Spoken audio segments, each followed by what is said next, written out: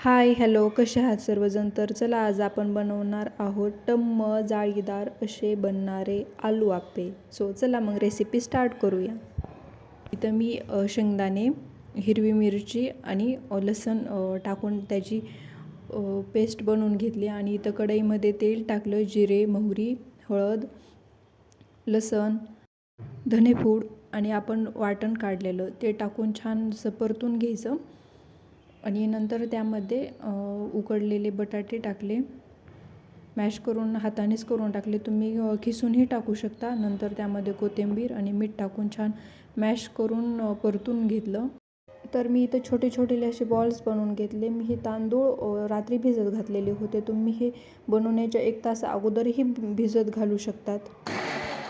तर त्यामध्ये मी 2-3 लसणाच्या पाकळ्या आणि मिरच्या टाकलेल्या आहेत. छान जाडसरच पीठ मळून घ्यायचं, जास्त बारीकही करायचं नाही. त्यामध्ये जिरे आणि मीठ आणि सोडासा टाकून छान मिक्स करून घेतलं. नंतर इकडे आप्पे पात्रामध्ये तेल टाकून घेतलं.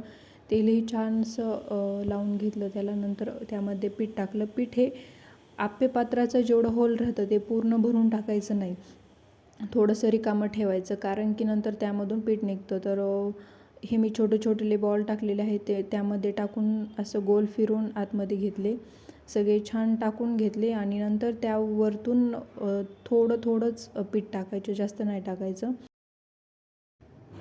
आणि तुम्ही सुरुवातीलाच थोडं पीठ टाका, कारण की हे असं बाहेर येतं की माझ्याकडून एका होलमध्ये जास्त पीठ पडलं होतं, तर ते बाहेर आलं. तर नंतर झाकून ठेवलं. आप्पेसोबत खाण्यासाठी मी ही नारळाची चटणी बनवली आहे. तुम्ही कशासोबतही खाऊ शकतात. आप्पे खालून छान भाजलेले आहेत, तर आपण इथं पलटून घेऊया आता.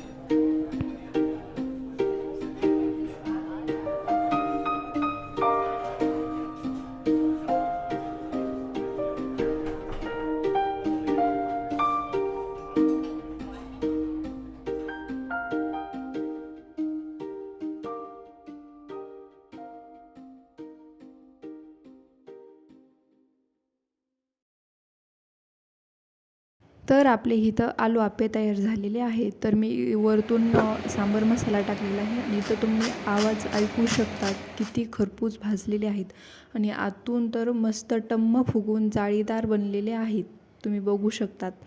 आणि चला तर आपले हे आप्पे तयार झालेले आहेत आता खाण्यासाठी. सो एन्जॉय करा आणि तुम्हीही नक्की ही रेसिपी ट्राय करा, खूप मस्त होते. So bye bye.